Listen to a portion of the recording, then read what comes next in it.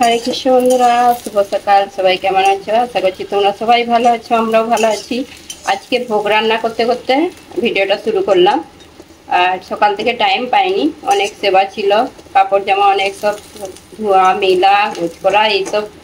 তো মল্লিকার শরীরটা খারাপ, মানে আমার মেয়েরও শরীর খারাপ আর বৌমারও শরীর খারাপ। তো সেই জন্য এই যে রান্নাটা করছি আজকে।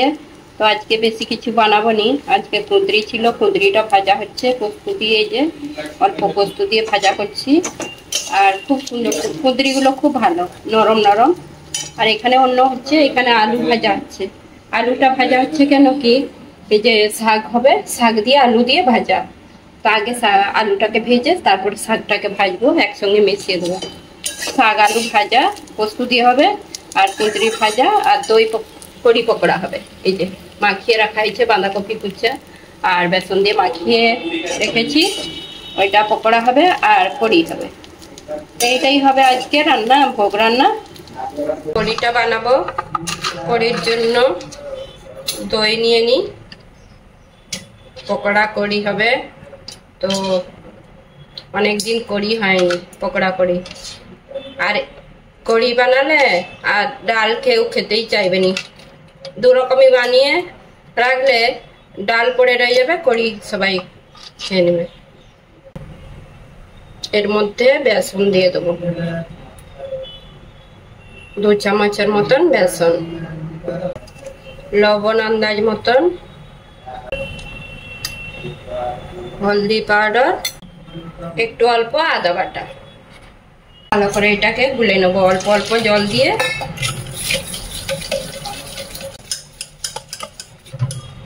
তো এটার মধ্যে জল দিতে হবে যে যেরকম মানে পাতলা করতে পারে। এটা একটু গাঢ় গাঢ়ই ভালো লাগে, কড়ি পকোড়ার একটু গাঢ় ভাবটাই ভালো লাগে।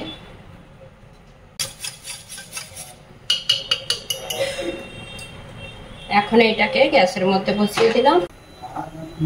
এটা মিডিয়াম আছে, এটাকে মাঝে মাঝে হিলাতে থাকতে হবে।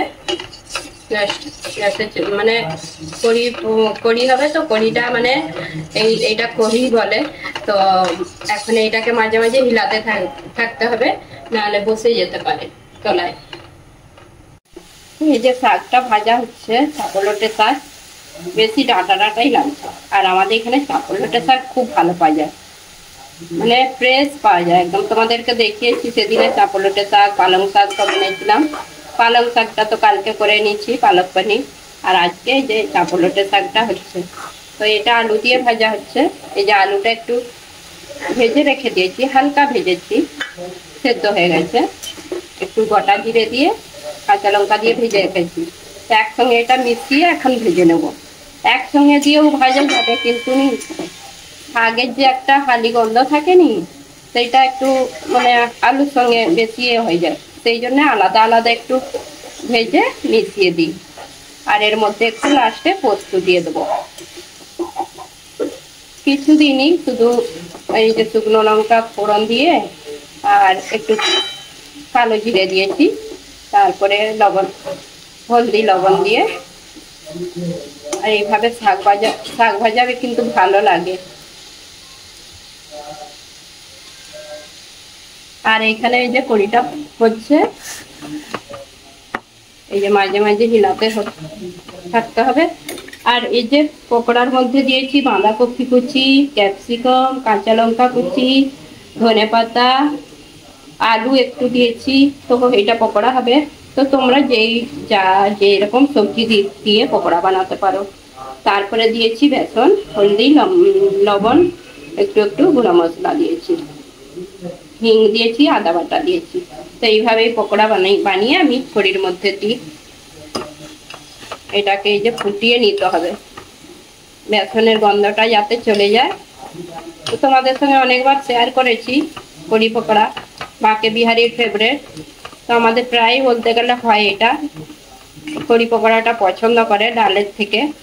সেই জন্য আমি প্রায় বলতে গেলে বানাই, আর তোমাদের সঙ্গেও শেয়ার করি নিরামিষ কড়ি পকোড়া কিভাবে বানাতে হয়। তো বন্ধুরা, এই শাক ভাজাটা আমি কেন বানাই প্রায় বলতে গেলে, আমাদের বাড়িতে অনেকদিন আগে ব্রজবাসী বাবা এসেছিল, তো প্রসাদ বানিয়েছিলাম। তো তার মধ্যে প্রসাদের মধ্যে শাক ভাজাও বানিয়েছিলাম। তো এইভাবে আমি বলি বাঙালিরা শাক ভাজা খায়, আর এখানের কেউ শাক ভাজা পছন্দ করবে কি না, তো ব্রজবাসী বাবারা তবু বানিয়েছিলাম। তো বানিয়েছি, তাদের এতটাই পছন্দ হয়েছিল, তো পুরোটাই শেষ করে দিয়েছিল চেয়েছে। তো এখন যখনই আসে বলবে শাক ভাজা বানাতে এইভাবে। তো সেই জন্য আমাদের বলতে গেলে হয়, যখনই বেশি চাঁপলোটা শাকটা আনা হয় আলু দিয়ে এইভাবে বানাই আমি। তো পোস্ত দিয়েছি অল্প, আর একটু দিয়ে দেবো, পোস্তটা কম লাগছে, তো পোস্ত দিয়ে বানাই, খুব ভালো লাগে।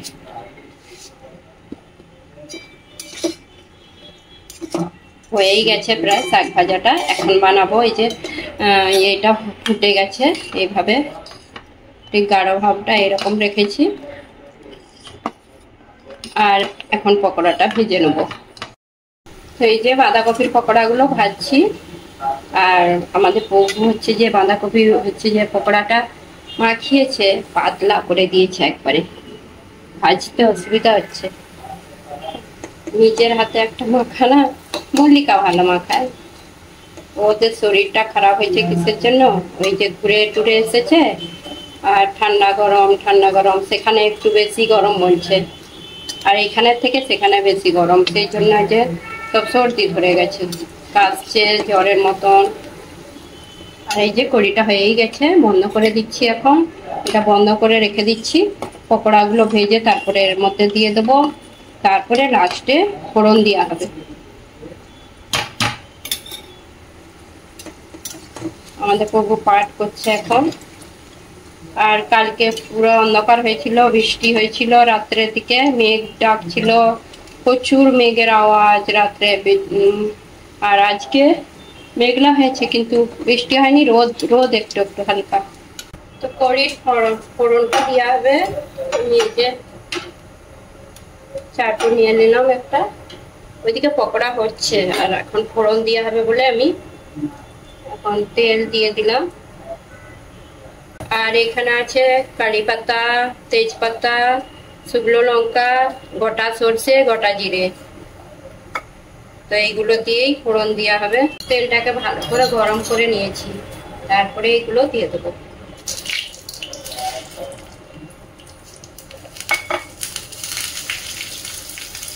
গ্যাসের আঁচটা বন্ধ করে দিচ্ছি এখন। এর মধ্যেই এখন থাকবে এটা, একটু পরে কড়ির মধ্যে ঢেলে দেবো। এখন এই যে কড়ির মধ্যে পকোড়া দিয়ে দিলাম। আমি কড়ি হিসাবে পকোড়া দিচ্ছি।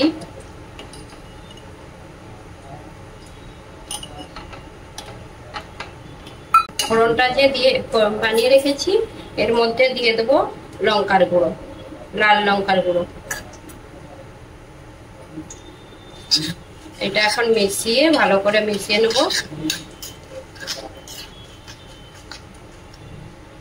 এর মধ্যে দিয়ে দিলাম। তো এই যে আর একটু 2 মিনিটের মতন এটাকে ফুটিয়ে নেব। গ্যাসটা বন্ধ ছিল, 2 মিনিটের মতন কারিটা ফুটিয়ে নেব। হয়ে গেল কড়ি পকোড়া। হরে কৃষ্ণ বন্ধুরা, রাধে রাধে, জয় গুরুদেব, জয় গোপীনাথ। তো আমাদের দুপুরে রাজভোগ নিবেদন করা গেছে, ভোগ দর্শন করে নিন। আজকে গোপীনাথকে ভোগ দিয়েছি অন্য, আলু মাখা, কুঁদরি ভাজা, পোস্ত দিয়ে, বাঁধাকপির পকোড়া, এখানে আছে জল, শাক ভাজা আলু দিয়ে, আর শাক দিয়ে পোস্ত দিয়ে ভাজা, আর এখানে আছে শসা, আর এই যে কড়ি পকোড়া, আর এটা দিয়ে আজকে দুপুরে ভোগ নিবেদন করা হলো, রাজভোগ। আর এই যে আমাদের গোপীনাথের দর্শন করে নিন। দর্শন করানো হয়নি, আজকে গোপীনাথকে এই ড্রেসটা করানো হয়েছে, খুব সুন্দর লাগছে।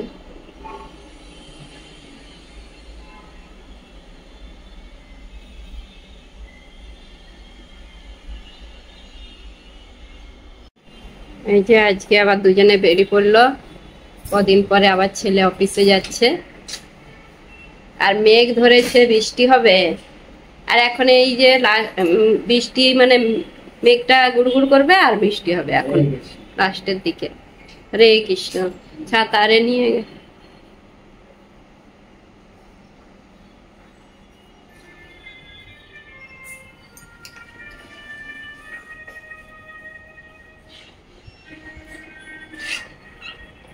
দরজা বন্ধ করে দিই।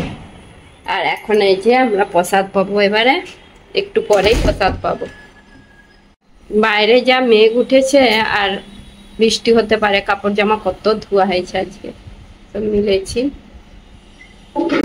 হরে কৃষ্ণ বন্ধুরা, এই যে প্রসাদ পেতে বসে বললাম। এখন মাঝে একটা, এই কবু আর ছেলে অফিসে গেল, আমরা এখন 3 জনে প্রসাদ পাচ্ছি। আর আমি এইখানটায় বসে প্রসাদ পাই, আমার খেতে সুবিধা হয়। আর ওরা সোফায় বসে প্রসাদ পায়। আর আমার বন্ধু বলেছে যে একটা টেবিল কিনতে কাচের। তো কাচের টেবিল কিনে তো নিতাম অনেকদিন আগেই, রাখার জায়গা নেই, আমাদের মন্দিরটাই অনেক বড়। তো তারপর একদিকে সোফা আছে, একদিকে টিভি ইয়ে আছে, আর এইখানটায় খালি ছোট টেবিল আছে। আর মাঝখানে যে টেবিলটা রাখবো ডাইনিং টেবিল, তো সেইটা রাখার জায়গায় নেই, দুদিকে সোফা আছে। তো সেই জন্য বড় ঘর, কিন্তু মন্দিরটাই অনেক বড়। আমাদের মন্দির আছে, আবার ভগবানের সব ফ্রিজ একটা বড় আছে আর এই হলের মধ্যে, সেই জন্য আর রাখার জায়গা নেই। তো এর মধ্যেই হয়ে যায় প্রসাদ, ওদের অভ্যেস হয়ে গেছে। আর আমার এইখানটায় বসে বসে নাহলে নিচেও প্রসাদ পাই, নিচে সব থেকে তো ভালো, নিচে প্রসাদ পাওয়া ভালো। তো বন্ধুরা, তোমরা সবাই চলে এসো প্রসাদ পেতে। আজকে কড়ি চাউল হয়েছে, কড়ি খুব ভালো। আর এইভাবে কড়ি রেসিপিটা দেখিয়েছি তোমাদেরকে, তো তোমরাও এইভাবে বানিয়ে দেখবে, সবারই পছন্দ হবে। এখন প্রায় অনেকের বাড়িতে কড়ি বানায়, পকোড়া কড়ি।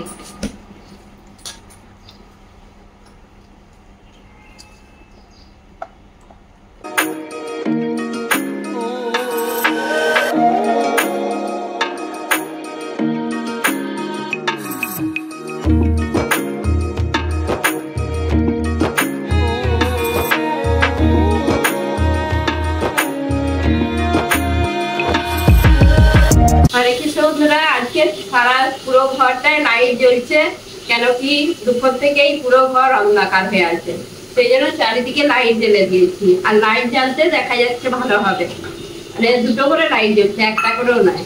আর এই যে রান্না হচ্ছে, মল্লিকা আবার বিকেল বেলায় রান্না শুরু করে দিয়েছে, বিকেল বিকেল রান্না হচ্ছে। আর আমি এই যে ই করবো বাকি কাজগুলো। কি হচ্ছে আজকে, সবজি মিক্স সবজি হচ্ছে।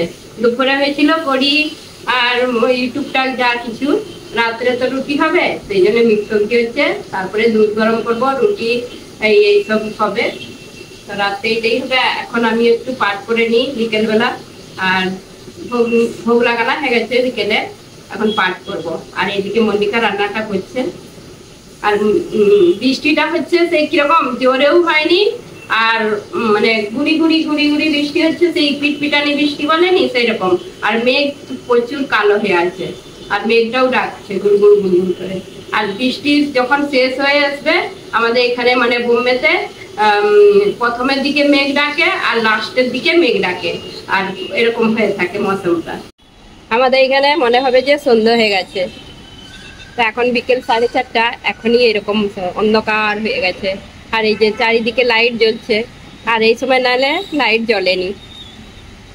বৃষ্টিটা হয়েই যাচ্ছে, মেঘটা কিরকম হয়ে আছে। হরে কৃষ্ণ বন্ধুরা, এই যে একটু পাঠ করতে বসে পড়লাম, আর কীর্তন করব একটু। আর আজকের দিনে কোথাও যাওয়া হবে নি, কেন কি বাইরে প্রচুর বৃষ্টি হচ্ছে, আর দুপুর থেকেই অন্ধকার হয়ে আছে, মনে হচ্ছে যে রাত হয়ে গেছে। আর এখনো মনে হবে যে সন্ধ্যে রাত হয়ে গেছে, কিন্তু এখন রাত অনেক বাকি, সন্ধ্যে হতে এখনো বাকি আছে। তো এই যে একটু পাঠ করব, কীর্তন করব। তার আগে আমি তোমাদেরকে বলে দিই যে একাদশীটা কবে, একাদশী ব্রতটা আর পালনটাও বলে দেবো। একাদশী হচ্ছে 11ই আশ্বিন, 28শে সেপ্টেম্বর শনিবার, কৃষ্ণ একাদশী, ইন্দ্রিয়া একাদশী উপবাস, আর শনিবার হচ্ছে আমাদের। তারপরে পালনটা হচ্ছে দ্বাদশীর পালনটা 12ই আশ্বিন, 29শে সেপ্টেম্বর রবিবার, সকাল 9:29 মধ্যে। তারপরে মানে 5টা কত থেকে 9:29 মধ্যে একাদশী পালনটা। তো অনেকে একাদশীর পালনটা ভুলে যায়, তো একাদশী যারা করে তারা অবশ্যই পালনটা করবেন, নাহলে একাদশী করে কিছু ফল পাওয়া যাবে না। পালনটা করে শেষ করতে হয়। তো অনেকে জানেনি, তো তবু বলে দিলাম আমি, একাদশীর পালন অবশ্যই করবে। আর যারা যারা এখনো একাদশী করনি তারাও অবশ্যই একাদশীটা করবে। আর একাদশী করলে অন্য কিছু বধ করার দরকারই নেই। তো তোমাদেরকে আমি বারবার বলি, তোমরা অনেকেই অনেক ব্রত করো, অনেক কিছু করো, তো কিছুই করতে হবে না, শুধু একাদশীটা করলেই, মাসে 2টো করে একাদশী, সেইটা করলেই সব কিছু ফল লাভ করতে পারবে। একাদশীতে তো কি এখানে বলেছে, একাদশীতে যারা মানে আগে বলতো নির্জলা একাদশী অনেকে করতো, তা এখন যেই সময় কাটছে আর এখন কলিযুগে মানুষ না খেয়ে থাকতে পারেনি, সেই জন্য ভগবান ব্যবস্থা করে দিয়েছে। যারা একাদশী নির্জলা করতে পারেনি তাদের জন্য ব্যবস্থা করে দিয়েছে যে ফল আছে, অনেক রকম ফল, যত ফল আছে সব ফল খেয়েও থাকতে পারো একাদশীতে, ফল খেয়েও একাদশী করতে পারবে। দুধ, তারপরে ছানা, তারপরে আছে, তাও যদি না খেয়ে থাকতে পারে তো অনেক আবার আছে একটা সবজি করে খেতে পারো, অনুকল্প সবজি, যেটা আমি তোমাদেরকে বারবার দেখাই। অনুকল্প সবজি কিভাবে বানায়, অনেক রকম ভাবে বানানো যায়। বাদাম সেদ্ধ, চিনে বাদাম, তারপরে আছে স্যালাড বানিয়ে খেতে পারো বাদাম সেদ্ধ করে। তারপরে ফল অনেক রকম তো আছে, কাঁচকলার বড়া, তারপরে রাঙা আলুর পায়েস, কুমড়োর পায়েস, আলুর পায়েস, অনেক কিছু বানানো যায় একাদশীর দিনে। অনেক কিছু মানে খেয়ে পেট ভর্তি হয়ে যাবে, শেষ হবে নি। তবে কি নিজেদের এবারে বানানোর কাছে তো অনেকে আবার বানাতে চায়নি, অন্য বানাবে কিন্তু একাদশীর প্রসাদ বানাতে চায়নি, অন্য বানিয়ে খেয়ে নিবে কিন্তু একাদশীর প্রসাদ বানাতে চায়নি। তো কেন, ভগবানকেও একাদশীটা করলে ভগবানও খুশ হবে, ভগবানের জন্যই তো আমরা সবকিছু করছি, তারই তো সবকিছু। তো সেই জন্য একাদশীটা করার জন্য বলছি। তো আমার বন্ধু অনেকেই একাদশী করে, সবাই কমেন্ট করে বলে যে দিদি ভাই আমি একাদশী করেছি। আমার খুব ভালো লাগে যারা আমাকে কমেন্ট করে বলে। আর আমার অনেক বন্ধু আছে, অনেক পুরনো বন্ধু, যারা আগে কমেন্ট করতো এখন ভুলেই গিয়েছে কমেন্ট করতে। তো না করলে কি করবো, আর হয়তো তাদের ভালো লাগেনি আমার কথা কি আমার ভিডিও, তো সেই জন্য কমেন্ট করেনি। না করলে আর কি করবো, আমার যা আসছে ওইটাকে নিয়ে শান্তি থাকতে হবে। আর এখন হয়েছে কীর্তন করে নিই, পাঠ করে নিই। এই যে আমার কীর্তন হয়ে গেছে, পাঠ হয়ে গেছে, আর এখন হচ্ছে সব কিছু হয়ে গেছে, সন্ধ্যা আরতিও হয়ে গেছে, তারপরে আটা মাখানা হয়ে আছে, দুধ গরম হয়ে গেছে, সবজিও হয়ে গেছে, সবকিছু রেডি। একটু পরেই তারপরে রুটি বানিয়ে ভোগ নিবেদন করবো রাত্রে। আর বাইরে প্রচুর বৃষ্টি হচ্ছে, আবার ছেলে আবার চলে আসবে একটু পরেই, একটু পরে বলতে 8টার সময় আরে আসে, এসে তারপর বলে খিদে পেয়েছে, সেই জন্য তার আগেই আমি ভোগ নিবেদন করে দেবো রাত্রে। আর আজকে তোমাদেরকে বলে দিলাম একাদশীটা কবে আরে সব ভালোভাবে বুঝিয়ে দিয়েছি। আর এখন আমি তাহলে এই যে একটু পরে একটু বসি, তারপরে হচ্ছে যে রুটি বানিয়ে ভোগ নিবেদন করবো। আর বাইরে প্রচুর বৃষ্টি হচ্ছে। তো এই যে এখানে সবজিটা হয়ে গেছে, মিক্স সবজি বানিয়েছে, মল্লিকা বানিয়েছে, এর মধ্যে সব কিছু দিয়েছে, পনির একটু, কুমড়ো আর ক্যাপসিকাম, যা কিছু একটু একটু ছিল, ফুলকপি, আলু সব দিয়ে বানিয়ে রেখেছে। আর এইদিকে এই যে সব দুধ গরম হয়ে গেছে, আর এখানে আটা মাখানা হয়ে গেছে, রুটিটা হবে। তারপরে আর কালকে সকালের জন্য এই যে মেথি শাকটা বাজার থেকে এনেছিলাম একদিন, আর এইটা পরোটা বানাবো, সকালে বাল্যভোগ দিয়া হবে। তো আমি এটা মানে আজকে মাখিয়ে রাখবো, কেন কি সকালে নি মাখিয়ে সঙ্গে সঙ্গে করলে নি ভালো হয়নি। আর এটা যতক্ষণ মাখিয়ে রাখবে, আর পরোটাটা মেথির মানে গন্ধটা বেশ ভালো আসে, সেই জন্য আজকে মাখিয়ে রাখবো। এর মধ্যে যে আর এখানে মেথি শাক পাওয়া যায়, তোমরা হয়তো ভাববে যে মেথি শাক এখন পাওয়া যায়, তো আমাদের এই মানে এখানে মেথি শাক সব সময় পাওয়া যায়। তো অনেক জায়গায় মেথি শাক পাওয়া যায়নি, শীতকালেই পাওয়া যায়, এখানে সব সময় পাওয়া যায়, তবে একটু দাম বেশি নেয়। আর শীতকালে যেমন সস্তা হয়, এখন একটু দাম, কিন্তু সব সময় পাওয়া যায়। আর মেথির পরোটা খুব ভালো লাগে সকালে নাস্তা। তো এখন এই যে এটাকে মাখিয়ে রেখে দেবো। তো এই যে মেথির পরোটাটা হবে কালকে সকালে, তো এখন এই যে মাখিয়ে রেখে দেবো, তবু তোমাদেরকে দেখিয়ে দিচ্ছি আমি কিভাবে মেথির পরোটা বানাই। আর মেথির থেবলাও বলতে পারো, মেথির পরোটাও বলতে পারো। তো এই যে মেথি নিয়েছি এরকম 1 আঁটি। আর এর মধ্যে আমি দিয়ে দেবো এই যে মশলা, আদা বাটা, আর জোয়ান আছে অল্প, আমচুর পাউডার, লঙ্কার গুঁড়ো, এটা ঝাল লঙ্কার গুঁড়ো, খুব ঝাল নয়, অল্প ঝাল, আর হলুদ গুঁড়ো নিয়েছি অল্প, আর জিরে গুঁড়ো, চিনি নিয়েছি, সবগুলো দিয়ে দেবো। এখন দিয়ে দেবো এই যে এর মধ্যে আটা। এবারে কি আটাটা এই মেথি শাক হিসেবে আটা দিতে হবে, কতটা কি লাগে। প্রথমে আমি হাফ বাটি আটা নিলাম, আরো যদি লাগে তারপরে দিয়ে দেবো। আর এখানে বেসন নিয়ে নিলাম, 1 চামচকে একটু বেশি দিলাম বেসন। দিয়ে দেব লবণ, আন্দাজ মতন লবণটা দিয়ে দিলাম। আর এর মধ্যে এখন টেস্ট বাড়ানোর জন্য দিয়ে দেবো যে কসুরি মেথি, একটু অল্প দিচ্ছি। মেথি শাক দিচ্ছি, কিন্তু মেথি শাক তো এখন এই সময়ের মেথি শাকের টেস্টটা, মেথির গন্ধটা সেরকম নেই, সেই জন্য কসুরি মেথিটা দিলে কি মেথির টেস্টটা ভালো এসে যায়। অল্প দিলাম মেথি, কসুরি মেথি অল্প দিয়েছি। আর দিয়ে দেবো এখন দই। দইটা দিলে বেশ ভালো হয়, টেস্টটা ভালো হয়।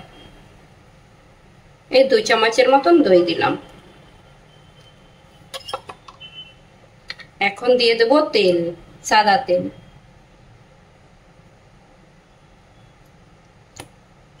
এটাকে এখন ভালো করে মাখিয়ে নেব, অল্প অল্প জল দিয়ে মাখিয়ে নেব, যেমন আটা মাখায় সেরকম করে। এই যে মেথির পরোটা মানে আটাটা মাখিয়ে রেখে দিলাম, মেথির পরোটা বলছি, কালকে সকালে যখন বানাবো তো তোমাদেরকে দেখাবো। এইভাবে আটাটা মাখিয়ে নিলাম। আর এই যে মেথি শাকগুলো দেখা যাচ্ছে, আর আটাটা খুব শক্তও নয়, খুব নরমও নয়। তো এখন এটাকে ফ্রিজে রেখে দেবো ঢাকা দিয়ে, কালকে সকালে বানাবো। হরে কৃষ্ণ বন্ধুরা, এই যে আমার ভোগ লেগে গেছে, রুটি বানানো হয়ে গেছে, ভোগ লাগিয়ে দিয়েছি। আর তারপরে তোমাদের সঙ্গে একটু শেয়ার করলাম মেথি পরোটার মানে মাখানা, আর মাখিয়ে রেখে দিয়েছি ফ্রিজে, কালকে তারপরে সকালে পরোটা হবে। আর সকালে বাল্যভোগ নিবেদন করা হবে, ওইটা নাস্তা হবে। আর আজকে যে রাত্রের বেলা এখন ভোগ লাগিয়ে দিচ্ছি, ভোগ উঠাবো তারপরে একটু পরে। তারপরে সবাই, ছেলেও আসেনি এখনো, আসলে তারপরে সবাই প্রসাদ পাবে। তো আজকে সারাদিনটা কিভাবে কাটালাম তো তোমাদের সঙ্গে শেয়ার করলাম। আর কি কি শেয়ার করেছি, কড়ি পকোড়া শেয়ার করেছি তোমাদের সঙ্গে, আবার মেথির পরোটা হবে কালকে, সেটাও মাখানাটা শেয়ার করেছি। তো বন্ধুরা, যদি ভিডিওটা ভালো লেগে থাকে লাইক, কমেন্ট, সাবস্ক্রাইব করবেন। হরে কৃষ্ণ, গুড নাইট, দেখা হবে আবার একটা নতুন ভিডিওতে।